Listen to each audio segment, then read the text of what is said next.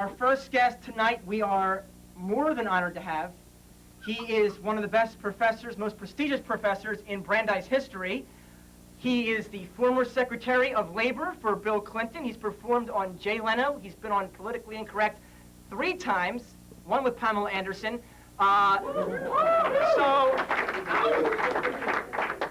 You know, she exploits the female body, but okay. Without further ado, the great, the wonderful, here he is, ladies and gentlemen, Robert Reich.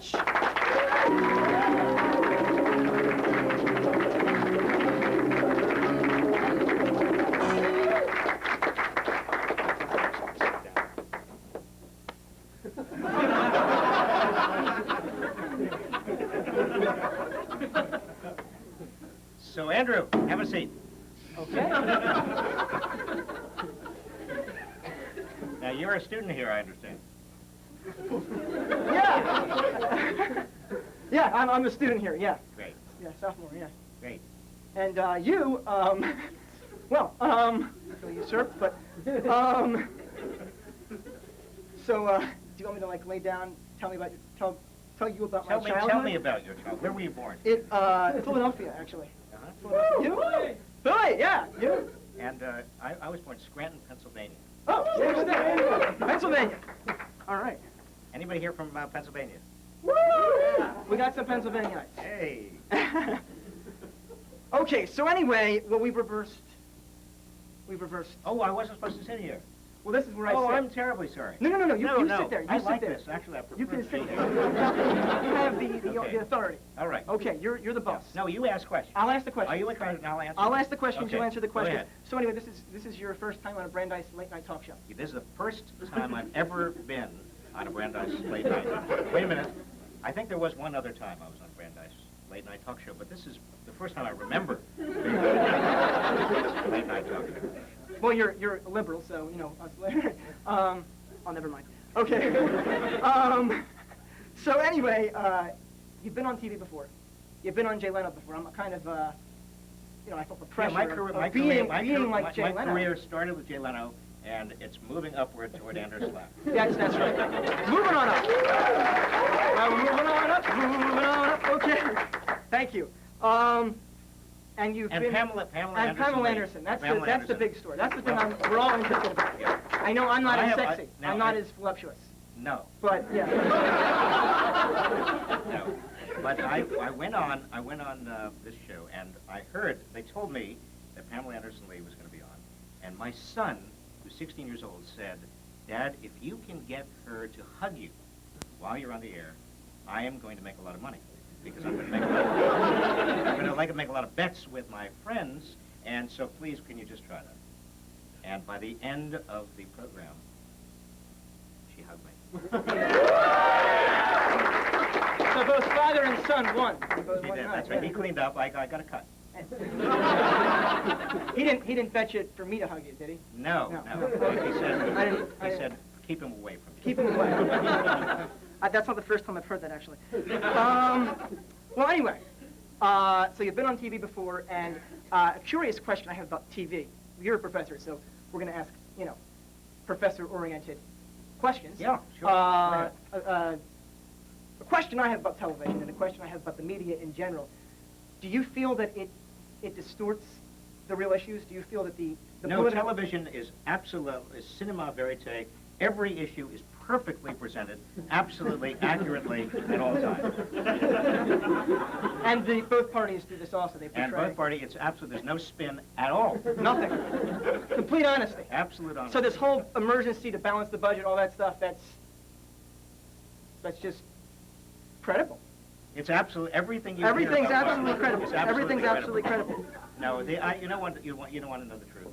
I want to know that. Well, this is. I don't tell the truth. Well, you're in politics. Because I was in politics. Okay, that At least sense. not on television. I do in the classroom, but in television, I always go into spin mode. Well, okay. So this week, big news, you start supporting Bradley for the presidential election. You know... Well, your son clapped there. I'm clapping. I'm clapping. You know, the only... Can I have my soda, by the way? The only problem with Bill Bradley... The only problem with Bill Bradley is he's too tall. seems to be the problem with everyone. I've never actually. I mean, he is very. I've never actually seen his head.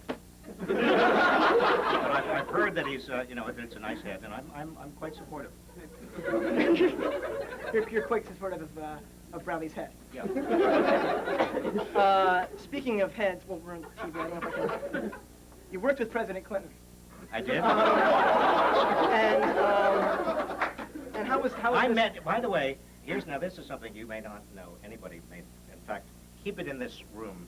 Keep it in this room. Or on this television. You know who introduced? I introduced Bill and Hillary.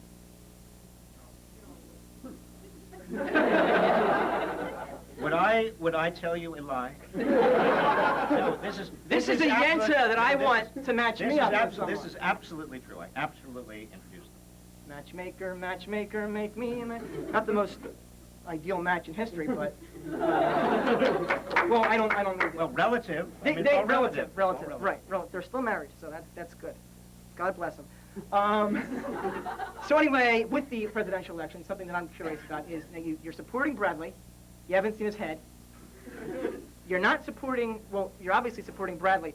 I was interested on your take on the more alternative candidates in the election, like Ralph Nader. Ralph Nader. I think he's a vegetarian. Yeah. As are many Brandeis students. No, And they'd like to hear the vegetarian Ralph Nader, voice. he's a very upright and upstanding, and I think he's a terrific vegetarian. And I think he drives a very safe car. Which is a bike, right? Yeah. He actually drives a bike, and he doesn't spend much money. Which is a big issue. Which is a big issue. Yeah. And and altogether, he's an admirable man. I like him too. Warren Beatty, how about him? Warren Beatty. Did you see Bulworth? I did see Bulworth. I loved it. And you know what I else? rapped You know what too, else so about it's a Warren big- Beatty? His wife is Annette Bening, and Right. Annette Bening, I remember Annette Bening was in The American President playing the First Lady. So Right. he is already rehearsed and practiced for the presidency. She has already rehearsed and practiced for the First Ladyhood. They're So ready. they're They're already- natural. They're they're ready. already. We know what we're getting. All right. Anyway, I'm ready for Warren Beatty. I'm ready for Warren Beatty myself. I love the man. Now, what about Jesse? Jesse Helms? Jesse Ventura. Jesse Ventura. What do you think? I wouldn't want to be stuck with him in a dark alley. But what do you think? I'm more curious what you think. No one cares what I think. I care what you think. Andrew. Jesse Ventura, thank you. Someone's finally listening. I feel like you actually are a therapist. I'm- here. Tell me what you think. This is Tell me. good. Jesse Ventura, he's a wrestler, and he's a governor, and no, I don't really want him to win. He strikes me kind of as an idiot, actually. He's Don Trump. Don Trump? No. No. No, I don't swing that way. I go the other direction. You and Don Trump? No. No. We X out Don Trump. How about Jesse Helms? We're on the subject of Jesse Helms. You brought Jesse Helms. Okay, fine. All right. We won't even talk about Jesse Helms. All right. Enough about this election.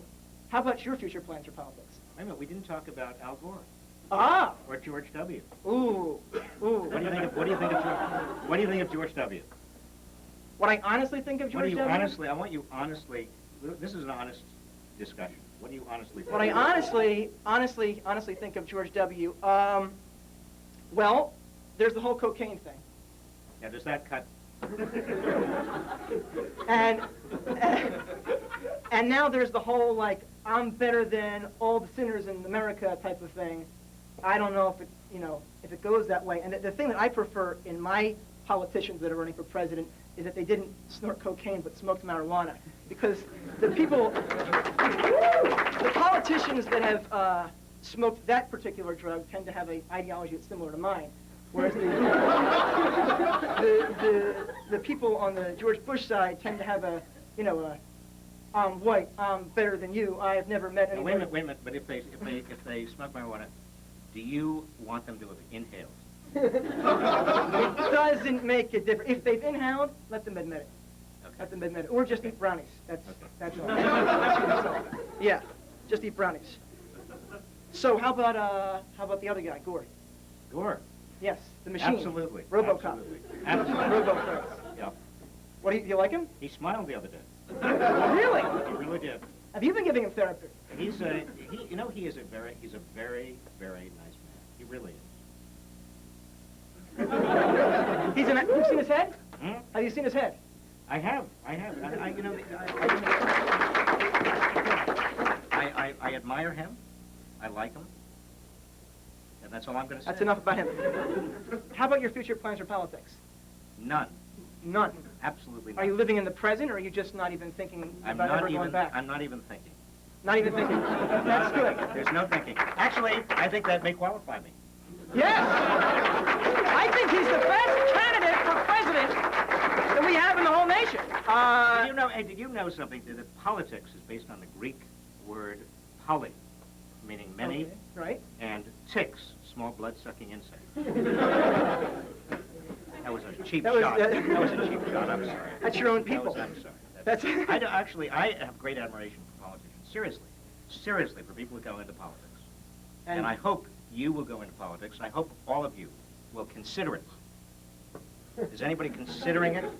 Is there anyone in the audience considering going to politics? One person Dan is Fisher considering is it. considering going into politics. Great. This is the Meg Man. You can't see him, folks, on TV. He's on the ground, and hopefully that's where he'll stay. Going into politics. But he wants to go into politics. Good.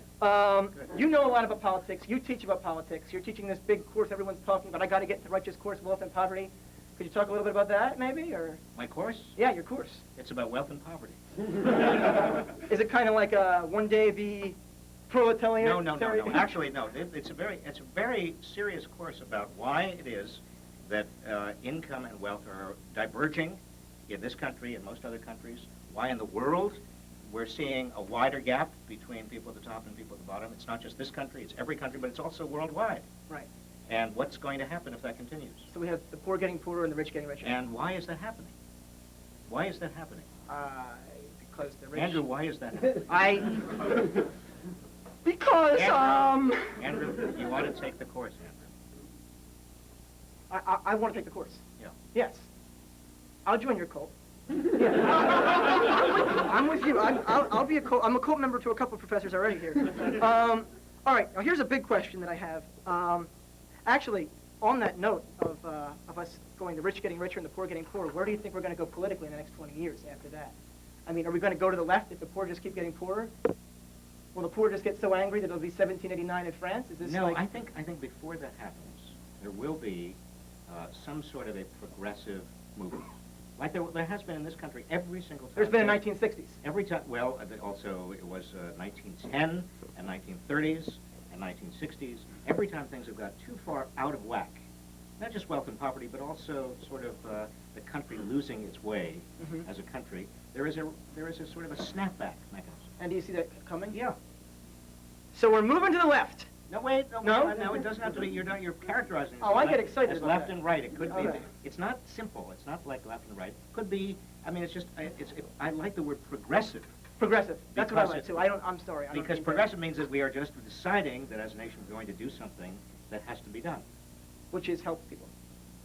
Which, well, you I don't know. Are you running for something? I would like. Well, no, I'm not that. Why don't you decide? Why don't you run? I don't understand why you are resistant to politics. It comes back to early trauma, childhood trauma. That's the big Who problem. was the first politician you remember? First politician Who was I the remember. first president you actually remember?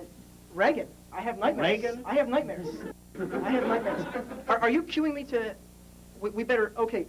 I actually have been acting a little liberal around in my conversation with you, and I wanted to express that I do have a sentiment with the right. I wrote a song that I dedicated to the Republican Party, and Could you sing it? You see, I make fun of Would you sing Republicans it? all the time, and Would yes, you sing it for us? Yes.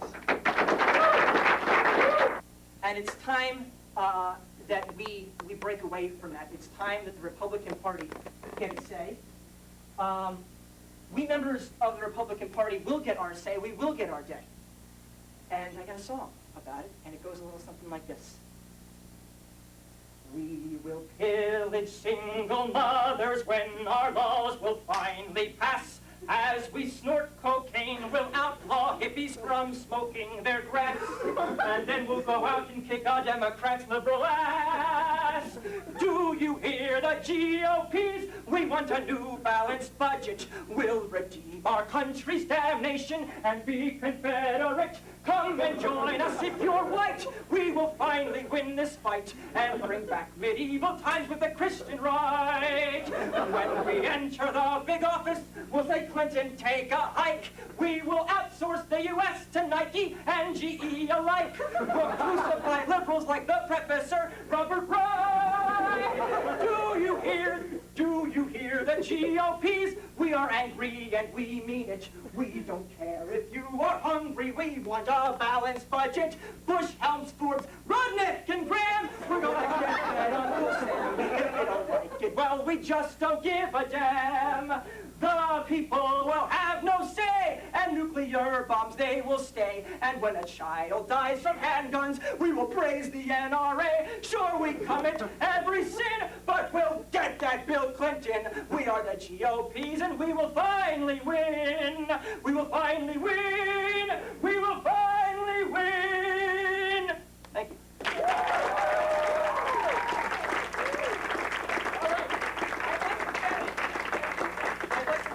Professor Reich for coming. Can we all give him a round of applause? Thank